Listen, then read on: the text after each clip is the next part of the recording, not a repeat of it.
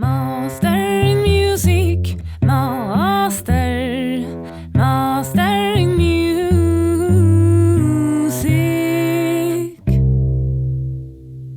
Welcome to Master in Music. I am Petronella Turin, your one and only host for this musical podcast. Spring has come to the Netherlands. It is tulips everywhere, and I just came home from a rainy Paris, where I had the pleasure to play in the central Wallonia Brussels. I hope wherever you are sitting listening to this, that the winds of spring has reached you as well. Today's episode is a man who really loves to work. He started out as a psychologist, and then one day he and his brother, who is a violin player, started an orchestra and ended up buying a church. He has represented big stars as a music manager and arranged concerts all over Europe. Right now he's managing the drummers in the Slagerij van Kampen. He is the musical coordinator of the music school Kumulus and works with the Bonnefanten museum here in Maastricht. Hold on, this is not all. He is also owner, founder and director of Icon Entertainment. In this episode we talk about how to succeed in the music world, what do a manager look for in musicians, what to do and what not to do. We talk about success and failure. We also discuss what a good music school looks like and what makes a good teacher. What do he look for when he hires new staff? I love this episode. It is so interesting to listen to someone that dared to dream big and realizing his dreams. Before we start, I like to thank my partners. A Swedish cellist with Takeaway Concert, order your own home concert. Creative Learning Maastricht with workshops in creative learning for children. Now, let's start the interview. Welcome to Master in Music, Erik Dieteren. Thank you. How are you? Fine. Yeah, the weather is cold, but here it's cozy. Yeah, I have a very good element here, even though I have big windows in my little practice room that we are sitting in Maastricht, in the Netherlands. Mm-hmm. Are you from Maastricht? No, I'm actually from Landgraaf. Mm-hmm. Landgraaf is about 30 kilometers from here. So it takes half an hour to drive to Maastricht. And I was born in Schenne. It's also in Limburg. But when I was 4, I moved with my parents to Landgraaf. Later on, I studied in Tilburg in Brabant. But for the last, I think, 15 years, I'm back in Limburg, in Landgraaf. So when you speak Dutch, do you speak the Limburg dialect? Yes, all my family talks dialect. Yeah. So I talk a dialect that's kind of like a little bit German. Yeah, I think it's very cozy kind of dialect. Yeah, and also I talk dialect with my children. I have 2 children from 8 and 11 years because nowadays the parents aren't talking much in dialect anymore with their children, but I think it feels for me very good when they know it and when I can express myself in dialect to them and they too to me. So all my family talks dialect, but in the school it's no problem. They learn Dutch properly. I mean, in Sweden, where I come from, we have so many dialects, so it's like impossible not to speak them, I think, because like if you go to the south, they have really strong dialect, and in the north, really different, like totally different. Yeah, but the dialect I talk is very different from the dialect they talk here in Maastricht. Mm-hmm. But in Maastricht, there are many parents still talking dialect to their children, but in Landgraaf, not anymore. It's all Dutch. All Dutch. Yes. So how does a day look like in your life? At the moment, is a lot of work. I studied psychology, so when I was 18, 19, 20 years in Tilburg at university. But in the past, I was raised in a family with classical music. My father was a conductor of his profession, and he already was the 3rd generation in his family. So my grandfather and over-grandfather already were conductors. So I was raised in a family with classical music, and all the brothers and sisters of my father. He came from a family with 9 children. Almost all are artists, professional artists, painters or composers or conductors, but all in a classical way. I was raised classical, played the piano from the age of 7, I think, but I felt I'm not a musician like it should be. It wasn't so that I only wanted to play music and make music and perform. I liked sports very much. I liked to travel, and music was a part of my life already when I was a child. Later on, I developed interest in popular music, pop music, more than classical. So next to studying classical music at the music school, I also did a year of pop music because I maybe wanted to go to the conservatorium in Hilversum. But then I decided, no, I'm not a musician in my heart. I like it, but it's not something for my profession. I'm going to study psychology. So I went to Tilburg, and at the same time, my brother, Dieteren, is a well-known violinist, asked me, do you want to perform just like in the past when we were a child, piano and violin, but then in a more popular way? No, we did, and it became a big success next to our study. He played at the moment also with Andre Rieu in his orchestra, and then we became the idea to start by ourselves a big orchestra, but then classical and pop music together. So then we started a big orchestra, professional orchestra. How old are you when you start this orchestra? I was mid-20 somewhere. Just very young to start an orchestra. Yeah, very young. Yeah, but we did.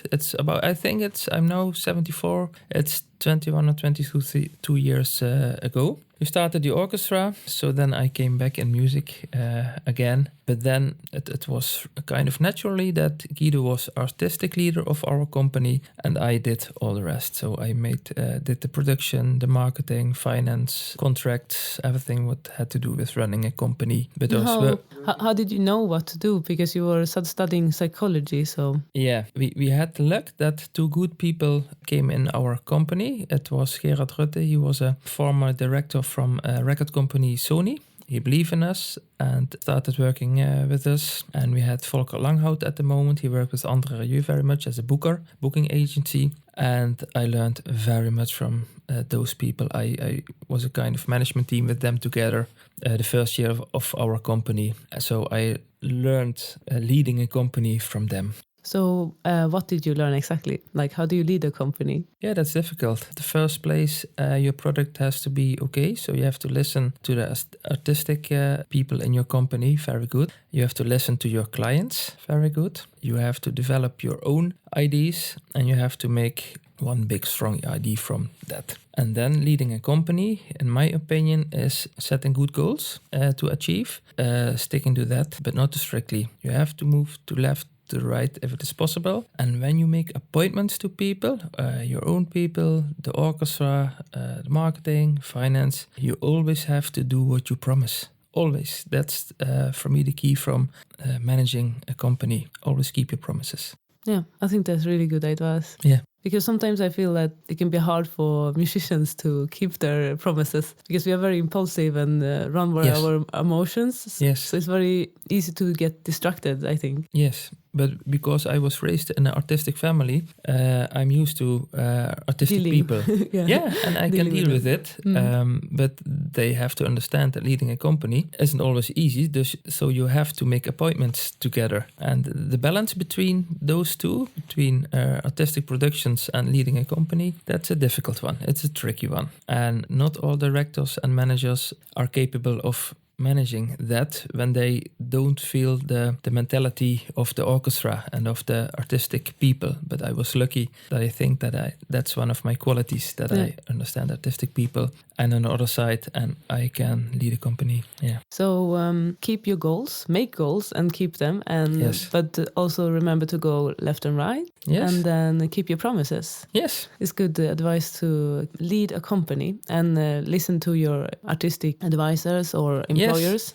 Yes, but also listen to the other side, to the marketing guys and to the financial. Do you do like market analysis with before you start a project? No, in the past it wasn't easy. When we started, internet wasn't very big, so it was the regular advertisements and TV appearances. So like newspapers Newspapers, and that developed very fast the past years.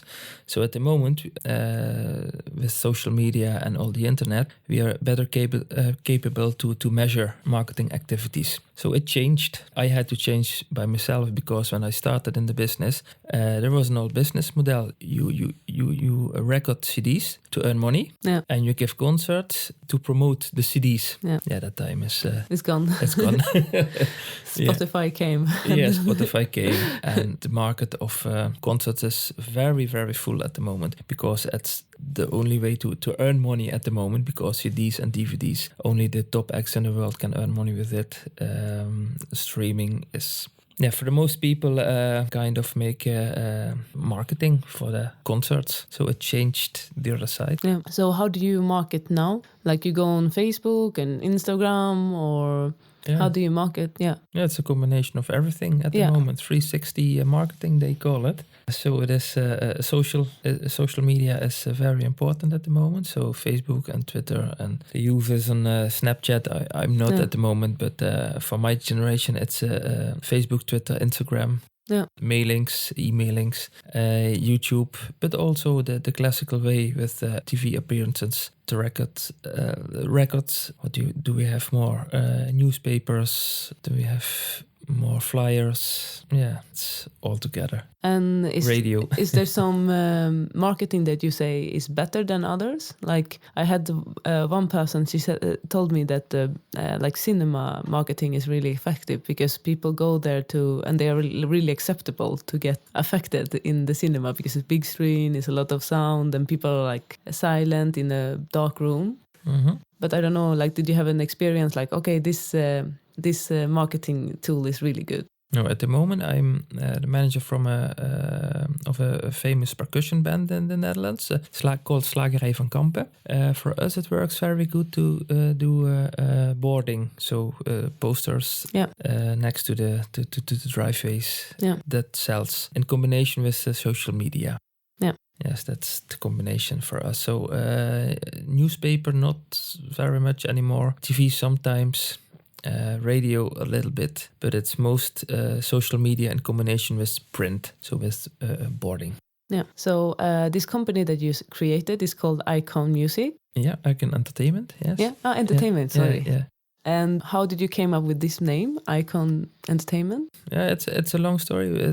So maybe I have to go back to 21, 22 years ago. So then I started with my brother Guido Dieteren, a company or a big orchestra. That was the first, but a big orchestra, professional orchestra, is very expensive. Yeah. So we were looking for additional ways of earning money, so we could finance that. Mm-hmm. Then we bought an old church in Landgraaf, and in that old church there came rooms to rehearse, but also I did have my office. We did have a studio we built in it, so it became a company that could produce also for other artists and productions. So we had our own show, Guido's Orchestra, called Guido's Orchestra. It was my brother as a conductor and a violinist with an orchestra that played classical and pop songs. It was a combination of the Metropole and the Philharmonie.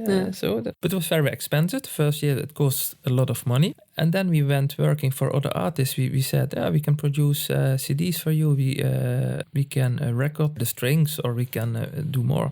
And we became more famous, and then we got a big show, Sinfonica in Rosso. It is in Holland a very big concept, and we could develop it with Marco Borsato, at that time the most popular pop artist in the Netherlands. Mm-hmm. And it was a concert series where pop musicians gave concerts with a big classical orchestra. And first we did it in Antwerp, in Sportpaleis, I believe 13 or 14 shows for 10,000 people an evening. And after 2 years with Marco, he first did it in Antwerp and then in the Netherlands in Arnhem in the Gelderdoom. Then it went further with other very known artists, even Diana Ross and Sting. And wow. Yeah, it was very big for us, very big. And very fast. It got very fast big. Yeah, we grew very fast, at the moment. Started with buying a church, and then all of a suddenly... Yeah, wow. Suddenly you do big productions. Yeah. And we did Heineken Nightlife, another concept with Elvis Costello and Cave Choice. So we were gone. The company was, it was a real company at the moment. We were growing very, very fast. Why do you think you grow so fast? We worked very, very hard. We delivered quality, and we weren't too shy to tell everyone we were very ambitious. So we And in the rest of Holland, we were known as the boys with the church, the south of the land. And this is also good marketing already that you bought a church. Afterwards, it was good marketing. It wasn't the logo of our company, but it was a lucky one. Yeah. I didn't know it at the moment, but later on it was very good for us. Yeah, so, and I mustn't forget to mention the two people who helped us in the beginning, the director of Sony record company, Gerard Rutte and Volker Langhout. How did you meet him? By chance or accident? Yeah, no, Guido my brother was playing with André Rieu and Volker worked there went out and they got contact. Can you help us? And then you get contact. And the second one, Gerard Rutte, we made the booklet. This is our plan, and we sent it to all the record companies. Oh. And then was Sony said, "Hey, good can idea. You comfort?" Yeah. And we had a click together. And then when Gerard Rutte left Sony after 8 years, we asked him, "Can you join us for the next years?" Mm-hmm. And they had a good network, and that's a good tip. If you have good people, they want to work with good people. So. And you kept your promises to them, so they could rely on you. Yes, but if you want to build a career and you have good people around you, that's the best way to go on, because they don't want to work with bad people or the people that don't have qualities. You come on a certain level, and so on. We get the contacts with the entertainment group who produced the shows of Marco Borsato. So it was their contacts we got the profit from. So how do you know that someone is a good person, like when you meet them? Because sometimes I feel like everyone seems very great the first times you meet them, and like what qualities do you value in a person that you work with? It's honesty in the first place. Can you trust someone? But you don't know at the moment. No. It's only a feeling. But I'm always looking for quality. Yeah, I'm looking for quality. So you and now I'm so experienced, I think, that I can recognize that very, very fast. Yeah. If someone has qualities who are additional to my qualities. Yeah. That's a good guideline for finding good people to work with. Because when I studied, there was a lot of people, they started a lot of ensembles, but they never worked out. So I'm always thinking about this, like what makes people work together and not. Because I think it's a skill that we should train ourselves more in, especially like in the schools, because working together is so important and no one really teaches you how to work with other people. Like they try in school, of course, but I see a lot of people who is really good at playing music, for example, like a quartet, but they always split up because they are very good individual musicians, but they cannot work together. And so I'm always interested in learning more about how to work together with people and how other people can work together. Yeah, that's everywhere a problem. In bands, in ensembles, in orchestra, everywhere where people work together, there is always something. Yeah. And you have to manage that very good. And there's a lot of big personalities and yeah. Yeah, but only do your artistic thing isn't enough nowadays. No. As a musician, you have to do your marketing and your connections, and you have to have a plan. What do we want to do, and how can I reach that? Yeah. Always, day in, day out. Yeah. Yeah. So, do you think that the fact that you studied psychology like really made it easier for you to like become successful fast because you know how to work with other people? Do you think there was an element that made it like easier for you to handle and speak to people and approach them? I was lucky that I was raised in an artistic family, and in the past my father was also conductor from orchestras and harmonie and fanfares, also here in Maastricht by Wilhelmina in Wolder. And as a little child, I always had to go to the concerts with him, and I didn't like it. But then I learned to talk to people and to with older people, with artistic people. So I think I learned it from a child. For me, it is a natural habitat I'm working in. Second was at my education, psychology. I think I learned to listen good and to express myself very clearly, give boundaries to people. That's what I want, and that's the way I want. I could express myself very clear. Then I was lucky that I had the two people I mentioned around me who teach me to lead a company in the music industry, and that was for me the right combination. Yeah, that was was for me. Yeah, that's why I am where I am today, I think. Yes. Yeah. And how does it look? How does the company look like today? Mm-hmm. The Icon Music Entertainment. Yeah, because after 8 years together with Guido, I had Revi Music, but I sold the business to my brother. I didn't want to do all the big shows because I wanted to do things if I like them, artistic things. It can also be small things or outside of music. It can be work with a museum or with another company out of music. So I was curious of if my way of managing would function in another way, not only with big concerts. Then I sold the company to Guido, and then I started Icon Entertainment. And with Icon Entertainment, I had the freedom to do what I wanted by myself, not all day the big concerts. Then very fast, I was asked to become manager and producer of the shows of Slagerij van Kampen. And I think you don't know who Slagerij van Kampen is, but Slagerij van Kampen started 36 years ago as a percussion group. And at that time, percussion was mainly in Africa. There people are used to rhythms. And here it's melody in the Western world. And there were two people, Michel Brink and Willem van Kruijsdijk. They saw drummers from Burundi, the middle of Africa. And they performed with big drums on their head and singing and dancing. And it was not all very difficult at it, but it was a certain feeling, basic feeling they gave to the people. And then that couple, Michel and Willem van Kruijsdijk, founded Slagerij van Kampen, a percussion group, who wanted to express themselves by drums to the people here in the Western world. And the first years it was difficult and everybody was laughing to them. But then they became very, very big in Holland and outside Holland. And they were seen as the founders of very much percussion groups in all the world at the moment. They were existing 25 years and should change something. They had big successes, but sometimes you are then not eager enough anymore after 25 years. So I was asked if I could lead Slagerij van Kampen after I sold my first company, and that was a good opportunity for me to build my company, Icon Entertainment, as a management and production company in the music world and outside the music world. So I did that, and at the moment I'm already 11 years manager and producer for all their shows. And the last year I became also artistic leader from Slagerij van Kampen. So that takes a lot of time for me. Yeah. There work about 14 people, but at the moment they're all freelance. So they don't work all the year there anymore, but it's now freelance since the crisis in Holland. But that's okay, it works for us. And beside of that, I did jobs for the Bonnefanten Museum here in Maastricht. So my way of managing projects, I could test if it would work outside of music. Yeah. Then I was hired 2 years for a big cigar company in Belgium to make an company experience. It was a very nice job where marketing came together with experience and building a brand. So I gave my advice. And a year ago, Maastricht called. Do we have interest to lead a transition from Kumulus, the music school in Maastricht? So at the moment, I'm very busy. I'm combining everything at the moment. Yeah, it sounds very busy. Yeah. But I want to know more about like being a production leader for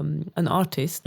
Like what is most important when you are like representing an artist and trying to book them concerts, and like do you have any good advice to tell us? And like what do? Do you call up concert places and ask them if you can come and play, or they ask you? Of course, you also get requests.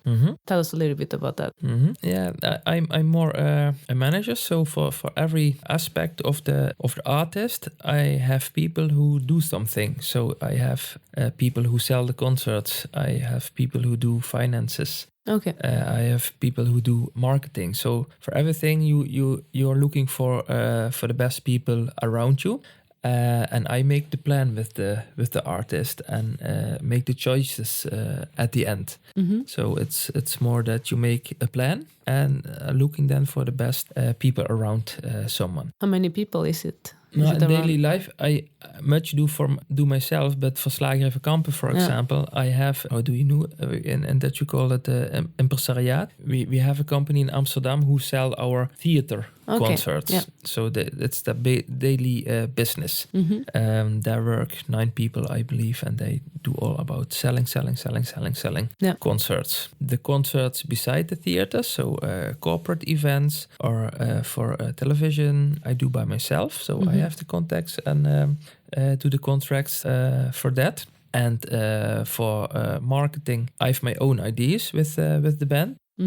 So some things we do by yourselves, but for some things you have people who make your posters or do make the videos or make the commercials. But I lead the red line to achieve it.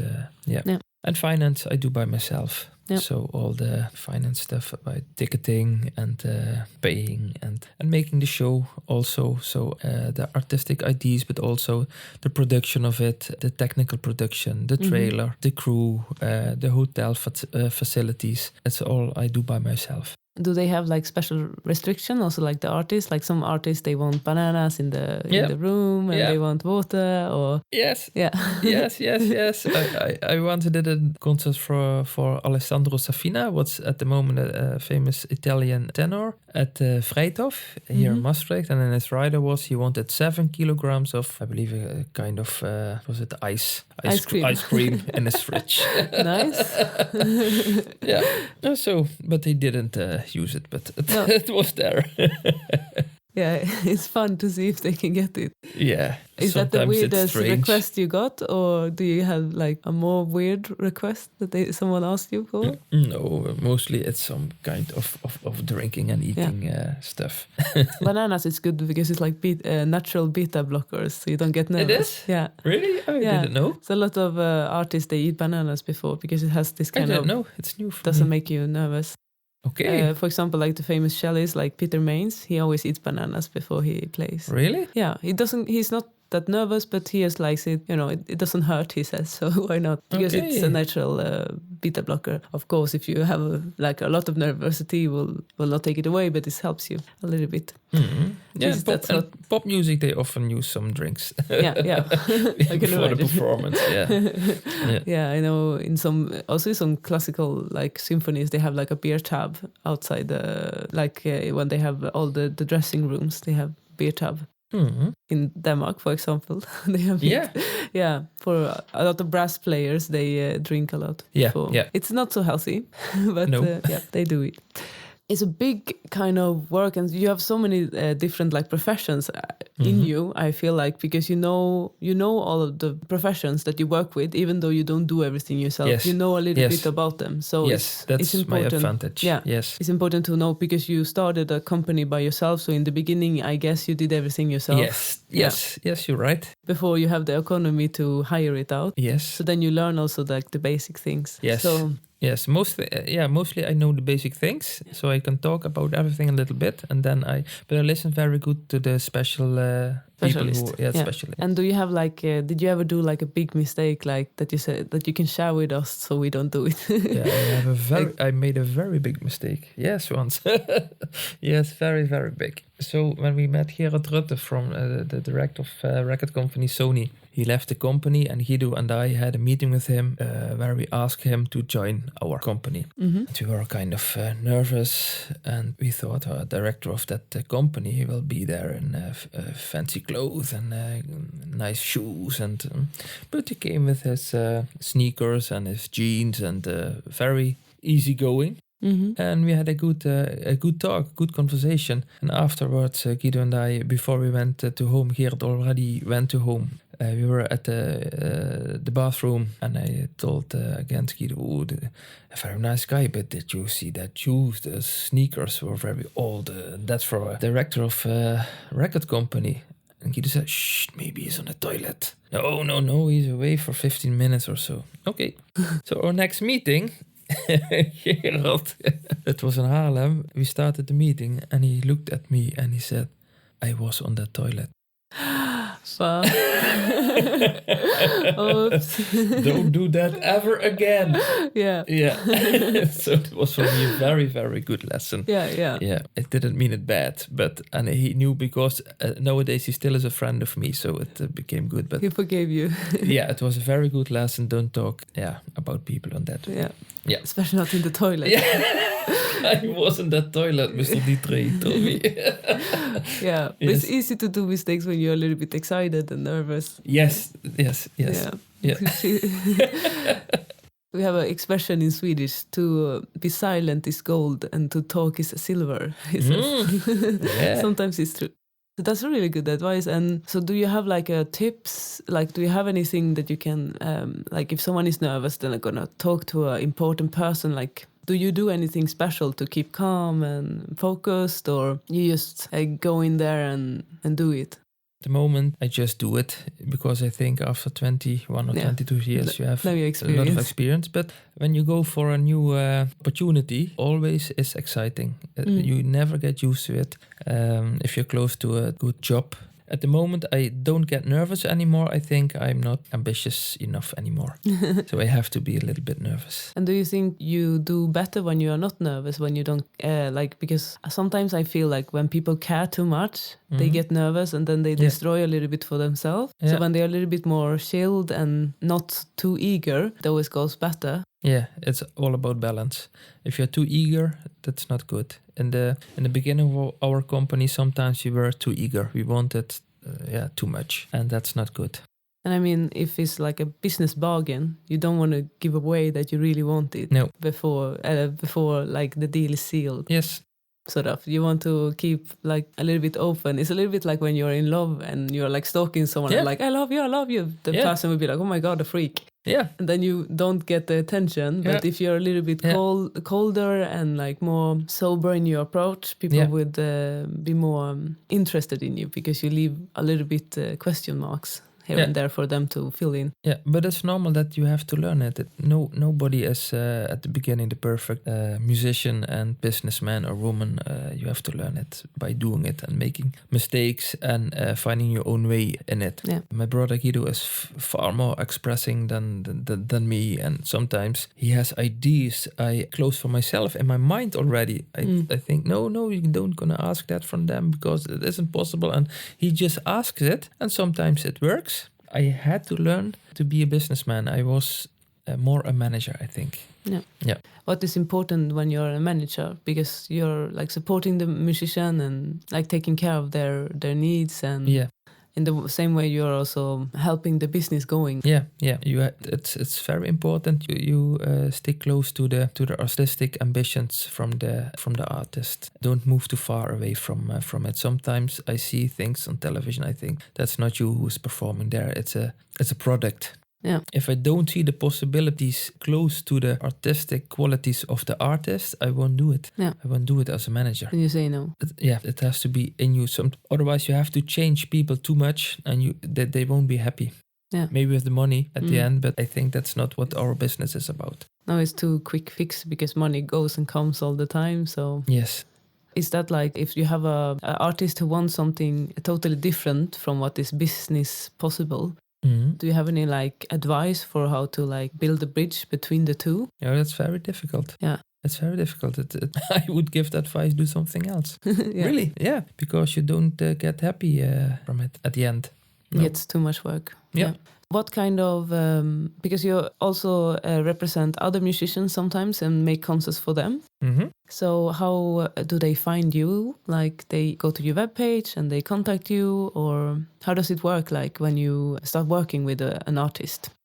It's online, but most it's by you meet some people in the business, and then you talk with someone, or they get a recommendation from other artists. You have to talk to Eric for this or that, or and then they contact you. Yeah. Do they like have demands of I want to do this kind of concerts, and then you fix them, or you propose them concerts? Yes, or? you gonna sit together, and I ask what are your ambitions, and where are you now, and where do you want to go to? Mm-hmm. And then I look if I can contribute with my qualities to that or not. And if I see a business in it, that's also because, I've limited time. So if I do it, I have to find it a challenge, artistic, but also financially. Yeah.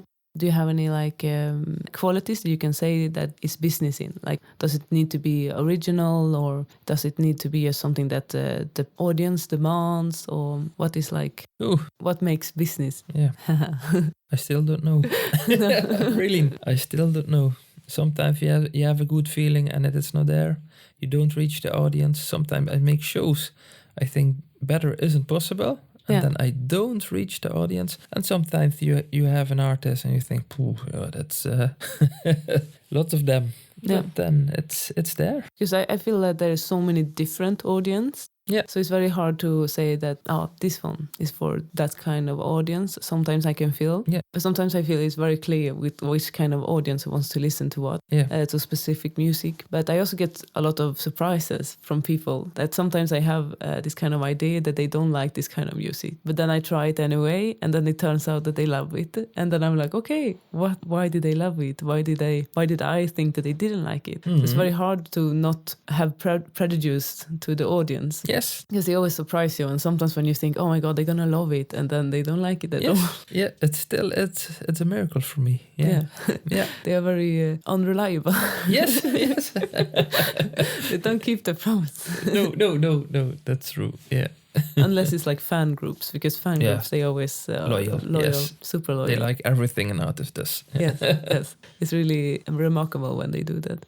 I want to talk a little bit about Kumulus. Mm-hmm. It's a music school. Yes. But it's like a big art institution as well, with like 5 different art schools. It's dance and music, theater, writing, and visual arts. Yes. All 5, yes. And it's all in Maastricht. I think it's like really remarkable that you have such a big institution for art here. I'm super impressed. Mm-hmm. I also know some people who is going to the writing courses, and they're very happy, and it's all ages. Like also, like my friend is 85 that I know, and he goes for writing courses. Yeah. He's a pensioner, and he likes to, not writing, he likes to draw, because he used to be an art gallerist. So he likes to draw actually. Yes. It's not writing, it's painting, but still in the same.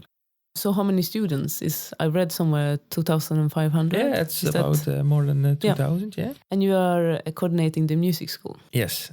So what makes a good music school? That's difficult, because it was asked about a year ago. Society is developing very quick at the moment, and music education is developing also very, very quick. In the past, you went to a music school and the teacher teach you to play the instrument one-to-one, face-to-face together. Nowadays, you have internet, so a lot of children first are gonna look on YouTube, try some things online, and don't have the patience anymore to study hours and hours and hours to become good to learn an instrument. So that's developing very quick at the moment. Beside of that, classical music, the attention for classical music for little children is difficult at the moment. Pop is very popular. The DJs are becoming very popular. Yeah, and they're very big in the Netherlands, DJs. Yeah, it's typical Dutch. So the music school in Maastricht from Kumulus already exists since 1883. So 130 years at the moment. But they were still very traditional. They teach in a very traditional way. And gemeente Maastricht asked me if I could help to make it more suitable for the youth today.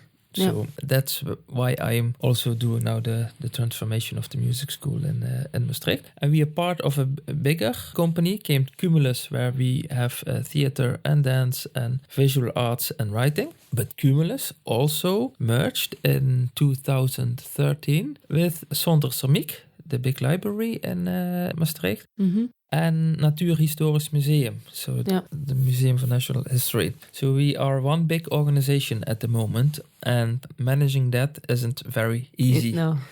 Cultural institutions, how good they are, separate, but working together, it's a challenge. Yeah. So that's why I'm in Maastricht at the moment, from Monday till Thursday, helping with that transformation of the music school and helping working everything good together. And I'm combining it together with Slagerij van Kampen and my work for the Bonnefanten Museum at the moment. So at the moment it's day and night. 24/7. It's 24/7. So I can't go on forever like this, but at the moment it's Okay, it's a real challenge. Also to look if my managing qualities and psychology helps and contributes to this project. I was curious about it if I could do this. Yeah, and it's always interesting to invest in the future because the schools are always our future and it's young people. So I think it's always interesting to be in the part of the future. Yeah, it's very important work. I always feel there's so much responsibility in being a teacher because someone else is coming to you and asking to fulfill their dreams. Mm-hmm. So it's a lot of responsibility, and it's very hard to work between the art forms.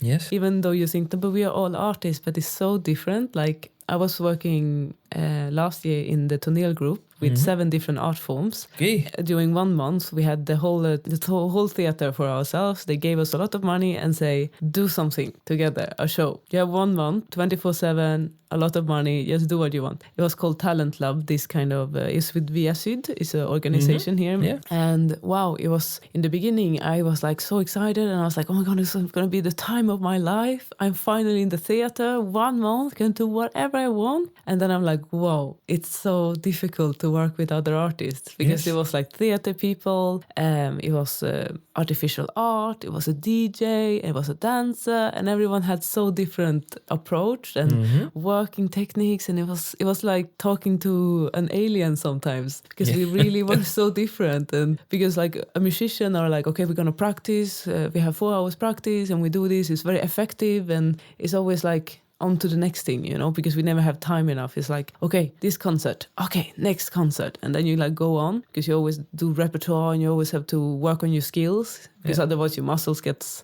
torn apart. So you always have to be in fit with the scales, and it's a fresh project that you always have to work on. You can never just say, oh, but I did the C minor last week, so it's there now, especially when you play the cello. So it was very different because a theater person is like working with the body. So for them, it's possible to walk around in the space for 2 hours. And I was like, 2 hours? Yeah. It's a lot of valuable time. We have to work. Yes. And they were like, no, we're going to feel the space. It's going to give us a lot. And I was like, what? Oh. Yeah, but so I know this can be really hard. So I really admire your work that you can do this. I think it's amazing that you can do this, and so big institution just to have a school that have this kind of, and agreeing during meetings and during events, and then also with the museums. Wow, it's really impressive. Yeah, but building a new music school it's difficult. It's a challenge. A strong music school, I think it starts with good teachers. Without good teachers, we are nowhere. So, and what is a good teacher? He or she plays the instrument very well first, but the second is you can really teach. You can not only technical skills, you have not to learn all the technical skills to the students, but also learn them to make music. That's different, and to let them enjoy the instrument, show them the context of the instrument. They can play in ensembles, Kumulus, or in bands, Kumulus. They can perform for music, participate in festivals. So it's not only one-to-one learning the technique, but stimulating a student to really love the instrument. Yeah, I think that's important. That's what I'm looking for by good teachers, inspiring persons. So they both have a good time, teacher and student together. And not only comes the next, we do half an hour and bye, see you next time, and rehearse at home. That's not the way you want to do it with Kumulus.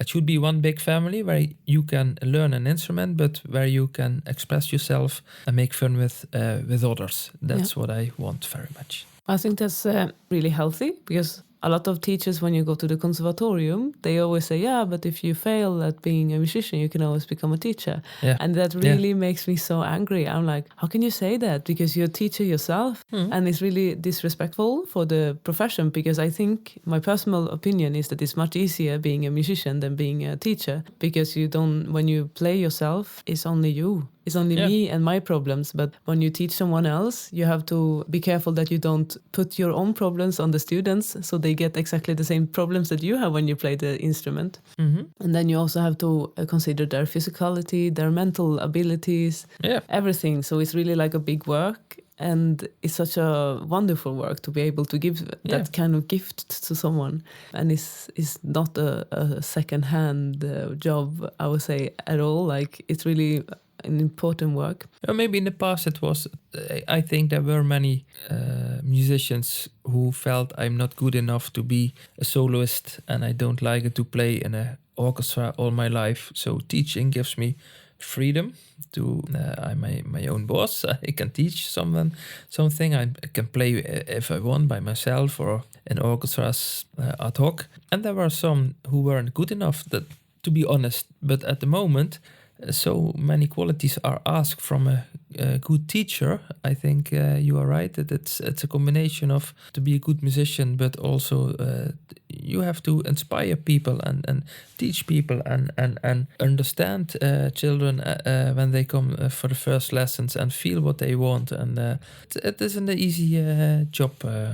No, and you're one-on-one with these students, so sometimes it's like the only adult they meet who listen to them. Yes. So sometimes it feels like if they had a bad day and they come, that you are more almost parenting them because they had a argument maybe with a friend, and then they feel that they cannot play, and because everything is so personal when you play, and it's not so often you have a teacher one-on-one in a lesson. So it's really, I think it's very important also to be an adult. Mm-hmm. But I always I try to make my teaching in like a trinity. So it's like the artist, the craftsman, like the technique. Yeah. So you're both a craftsman with the technique, and you're an artist with the music, creating new stuff. And then you're also a person, the trinity, because the personality and one cannot live without the other. So you have to have all three to be a complete musicians. And then you work on different things, but always try to combine it so you see the whole picture. But that's just my opinion. Yeah, you're right. But it's also because sometimes if you feel shit, you play shit. Mm-hmm. So it's very important that your personality and yourself as a person is in good shape in order to be an artist and be a good craftsmanship. Mm-hmm. Because it's all connected. And if you play shit, you will also feel shit. So it always goes in the trinity. Yes. Okay, so good teacher have we established now. So what is a good student? A good student loves the instrument, but is also willing to practice. And that at the moment it's difficult. Children have so many hobbies at the moment. And I sometimes have the feeling that parents make a project of their child. They have to learn, they have to do sports, they have to participate in social activities, they have to visit events. Oh yeah, they have to do an instrument also. But the time to do it right and to do it well, it takes a lot of time to play an instrument really well. That's a challenge at the moment. Children don't have many time to study. And they don't want to study very much because they see on the internet and on YouTube, hey, with a few tricks I can play already an instrument, or like a DJ, and I can make music with my computer. I can make with some samples, I can compose a song. And I think that's a development in society that's going very quick. If you need 10,000 hours to play the cello very well, and it takes 100 hours to make good music with your computer, that's our challenge the next years. Yeah, I think like I had some students in the past, and I always had this kind of challenge with myself that I want them to practice. So my trick was always to play the music that they like. So, I rearranged so many, like the final countdown for cello and like this kind of pop music. It was like one trick I used to make them practice more, because if they liked the song, they will practice more. And it was a trick that I learned from my Russian piano teacher. She always gave me like pieces that I liked, because piano is my third instrument. So then, how will I have time to practice it? Yes. So she was always like giving me this kind of, I like the arabesques and, this kind of very cheesy, famous piano pieces, because then I felt like I could play the piano. Yeah. So it was really like Ave Maria. And I was like, oh my God, I can play this song. Yeah. Oh my God. So that's one trick that I did. I don't know. But I also have this kind of, sometimes I'm really naughty and I do reverse psychology. And I'm like, you're not allowed to practice. I say to my students, and then they're like, what? No, not a single minute. You're not allowed to practice. Because sometimes actually when they practice, it makes them worse. So if they practice the wrong way, it actually makes them worse. So sometimes you have to like set the stop and like, okay, no more practicing, only when you're with me. Really? And then they want to practice a lot, and then they start practicing. And and sometimes I say, okay, now you can practice 5 minutes until next lesson. And they're like, okay, 5 minutes. I only allow 5 minutes. But it's also like, I don't know, sometimes for some students, it's like that you have to practice so much, it makes them stressed, so they don't do anything. They get like lame and don't do anything. And then when I only give them 5 minutes, then it's like, okay, only 5 minutes. It's just a trick, but it doesn't work always, but maybe it's naughty, but I think if it works, it's a good technique, because anything that makes them, because music is very good for people, and if they need help with doing what they have to establish something and like a routine, and if they have the routine, it's easy for them to practice, I think. But yeah, there are so many humans, so there are so many solutions. There's one for every person, I think. But me, myself, I always love to practice. Like, I'm a practice maniac. So I love it because I love to spend time with my cello. Like, I could easily sit 2 hours just playing scales, just to hear the different scales. And I think it's so interesting. I think it's because I'm lazy practicing, you know. I like to practice slow and just like embrace it and then sit and improvise over stuff. So I can do it for a lot of times. But for the teacher, it's sometimes frustrating. That of course, because you put so much efforts into it, and and you don't get anything back. No. And it's also some, like, people put their children in music school to be a babysitter, an expensive babysitter. Yes. But that's one of our big challenges for the next years. How can we let the children practice with pleasure, so that they like it? But I think it makes them more intelligent. Like, I saw this TED talk when they were talking about the brain, and nothing activates the brain as much as music, playing music. Like, it is like a brain workout for... Yes, and a way to express yourself. Yeah. So that I think that we should have more music in the education system, also in school. Yeah. In Sweden, like, they are always cutting down on the music education in schools, and it's such a pity. In Holland also, Yeah, because it's so important, and it makes people more intelligent. And it's the same with sports. Sports is so important to keep you in good shape, to be able to do all these things that society will require of you. Yes, but it's very good. I think the city of Maastricht stimulates Kumulus very much and helps us financially. And if you are from Maastricht, you get a discount of 50% of that's a lot. Yeah, of the finance from the courses. So the city of Maastricht, a big applause for them. They keep Kumulus alive at the moment. Such a big institute. Yeah, really. How is the collaboration with the municipality? Like, how does it work? Do they have like things that you have to do? Like, do you have like curriculum, like a learning curriculum that you have to fulfill, or how is it working? Yeah, the education at the moment, there is some curriculum, a leerplan, we call it in the music school.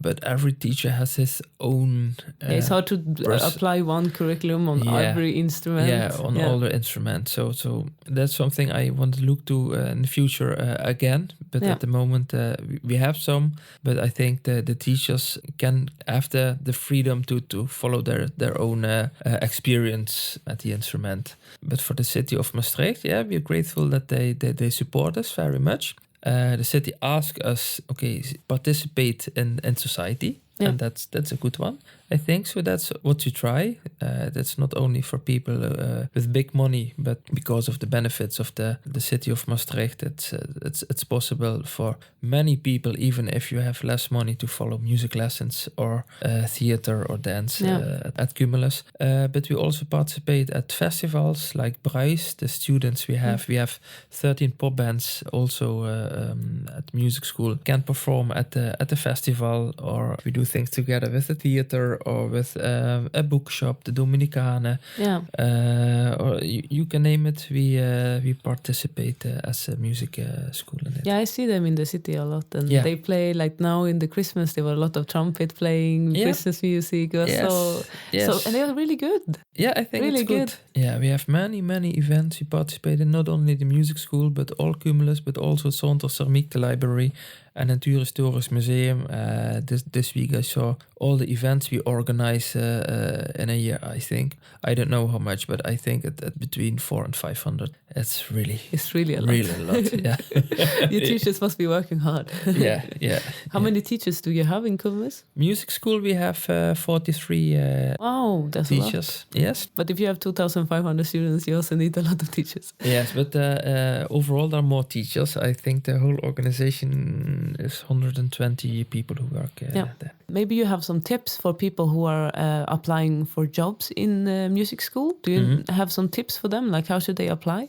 They can always write an email to Erik with a C. Dieteren with E. at Kumulus.nl, or write at info@Kumulus. It's no problem. Or step into the music school. We are at St. Maarten's Poort, number 2 in Maastricht. We're always looking for good new people, but at the moment, we are not growing at the moment. It's all changing. But for future, I think we need some young new people. And do you have like any tips? Like how do a nice application look like? Like someone show me a how CV good you are. or show me, and not only what you can play and what you did, but what kind of person you are. That's it, and what your vision is on education, music education. I often get curriculums, and they all say what they have studied and what they have played, but not what they have taught and what their vision on education is. So maybe also focus on the future, not only the past. What are your ideas for the future? How do you teach your instrument? That's for me the important one. And that's a good advice, I think, because it's also Fenna, when she was here, she was also telling me a lot about how people apply to her concert organization. And sometimes she was like, oh my God, it's a disaster. So that's why I always like to investigate how to do a good application.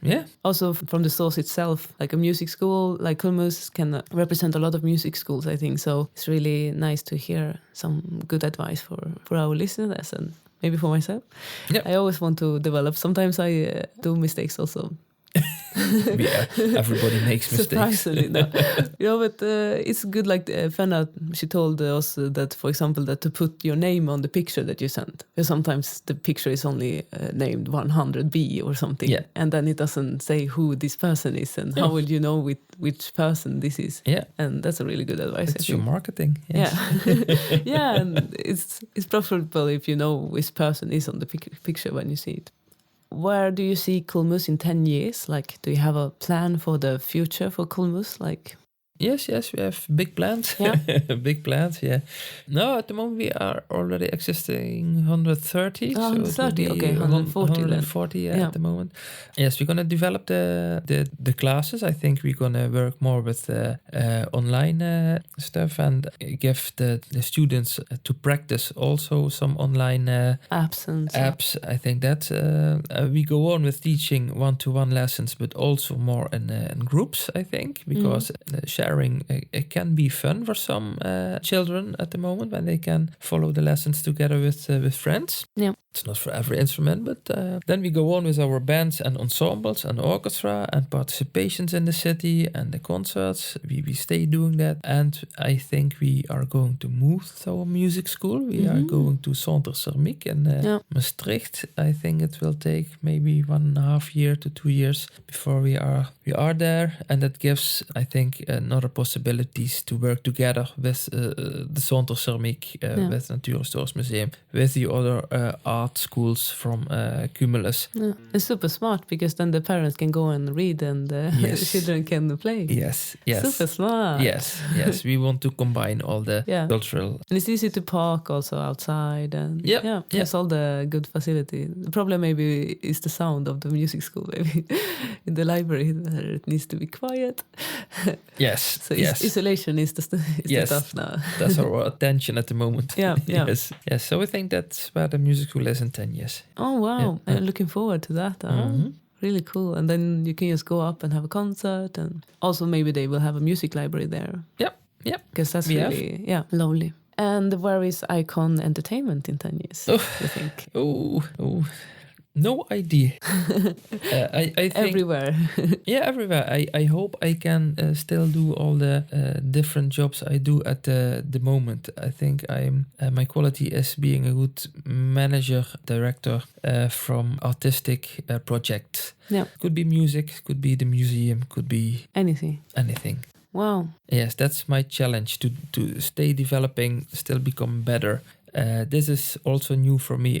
In the past, I worked with many freelancers in music business, but now at Kumulus, Many people have a contract for years there. It's another culture. It's politics sometimes. It's working together with Zondagsremiek and Natuurhistorisch Museum and the all other cultural schools with Kumulus. It was for me also a new development, and to develop the music school in a new area. So I'm challenging myself again after 22 years, and I hope I stay challenging myself. That's really nice. So maybe your key to success is always to challenge yourself. Yeah. Because you do that a lot. Yeah. And it's very big challenges. Yes. A lot of the times. Yes. I want to travel less. I traveled very much the past years. So did very, very many concerts, came at home in the middle of the night. Yeah. I think in 10 years I will travel less and more do jobs here in Limburg. Yeah. Yes. I have economical questions for you here. Mm-hmm. So how much do you think concerts should cost? Like there is a guideline here in the Netherlands. I think it's around 200 euros or 250 euros for concerts, like with professional musicians. That's like the lowest you can go. And then but I wanted to ask you, because you're a professional, like you work in so many fields of the music world. So what do you have for suggestions for cost? Because it's always a continue discussions, I think. Mm-hmm. How much should we charge? Okay, and the charge is from the musician to the organizer. Yeah. Yeah, and you say 200 is the minimum. That's what I read in the webpage. And then if you are more professional, like more experienced, it's like around 350, I think. Yes, that's right. Yeah. That's what at the moment in the Netherlands is normal, it's regular. But it will always stay difficult, because an example, with Slagerij van Kampen, we do a lot of television shows. Yeah. They pay nothing. Yeah, because it's broadcasting. And it's broadcasting, it's publicity. What do? You know they earn money. Yeah. They make programs, they sell, but they say it's promotion. So what do? That will always stay the question. If you are starting musicians, I think you sometimes have to take jobs for promotion. Mm-hmm. But there comes a point you have to say, no, this is my experience. This is that's what I need to earn, and otherwise I won't come. And people respect that. Mm-hmm. But on the other side, producers like me always want to buy quality as cheap as possible. Yeah. In the past, price was for me very important, but later on, it was for me easier to pay a little bit more and to keep respect from the musicians. And if you want a longer relationship with your musicians, you have to pay them okay from the beginning. Yeah. But there will be always, it is very difficult to find a balance between both worlds. So you have to go with your gut feeling, what you feel is right.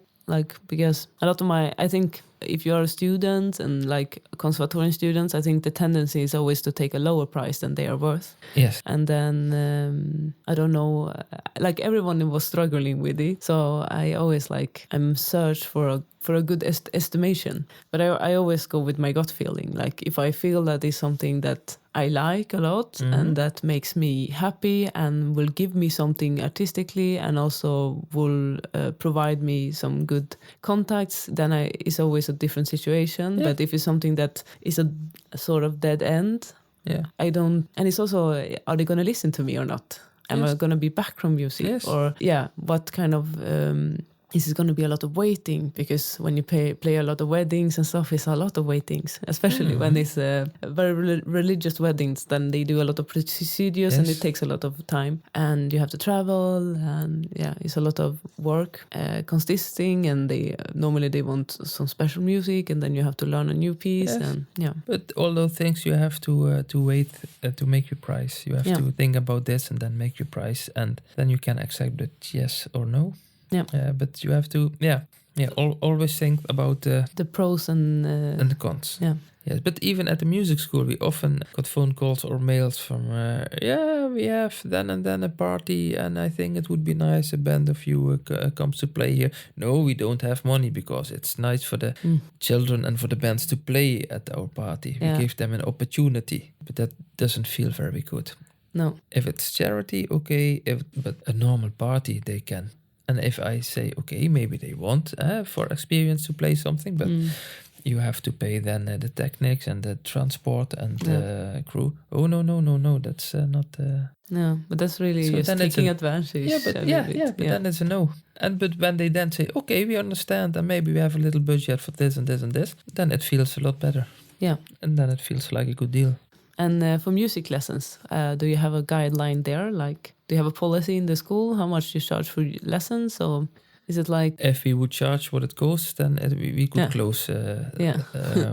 It's not only the contracts and the finances of the teachers. It's the locals, the instruments, locals, the building, all the people of the administration, the marketing, all the instruments, all the events you participate in. So the costs are high.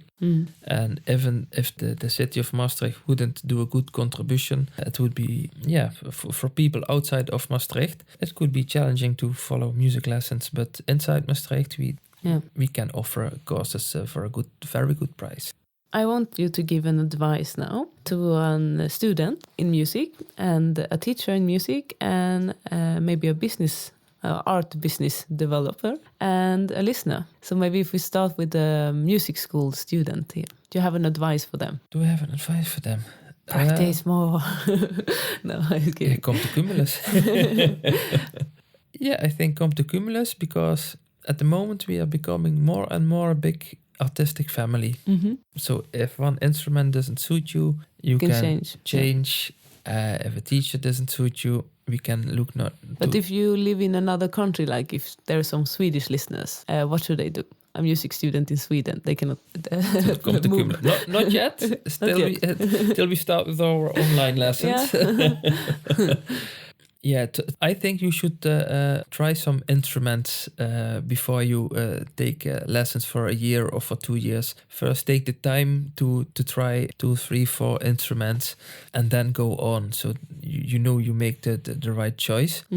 And search for a good teacher who has passion for his lessons. Teaches you more than only the techniques, but also teaches you to learn to make music, to listen to music, to make music, to share music.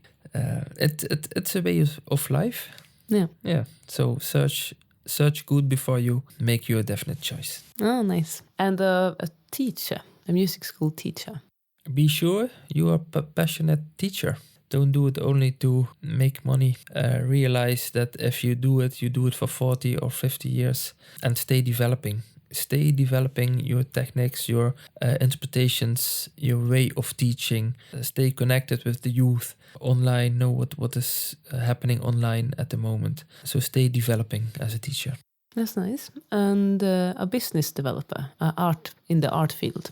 Stay connected to the field, so know what is happening in the cultural world, and that takes a lot of time for me also. It never gets a routine. Cultural business and world is developing very, very, very fast. Internet is playing a big role at the moment. I think also stay developing because if you don't, you're out.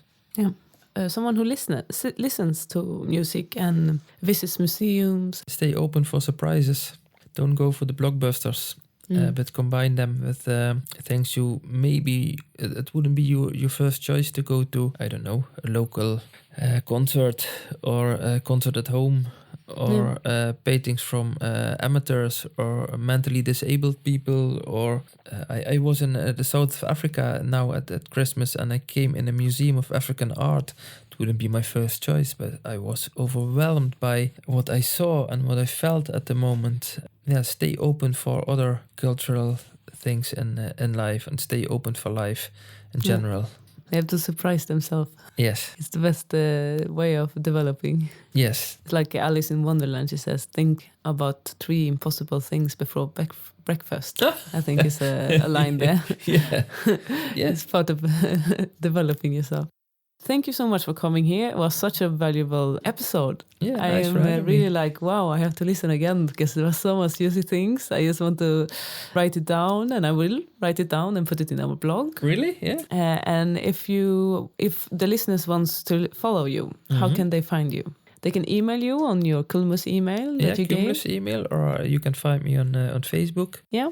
So you can and become LinkedIn. friends. I found you LinkedIn, there. yes, I'm on LinkedIn. So And you also have a Facebook page for the Icon Entertainment? No, not for. No, not I have a website, Icon Entertainment, but I have a personal Facebook page, Erik Dieteren. Yes. Yeah. And Kumulus has also a Facebook page. Facebook and Instagram, I don't know. Yeah, we have Instagram and we have a website, a new website. Yeah, great. And you can always find us in Maastricht. Yes. Thank you so much for being here. Thank you for having me and a good coffee. Yeah. Mastering music,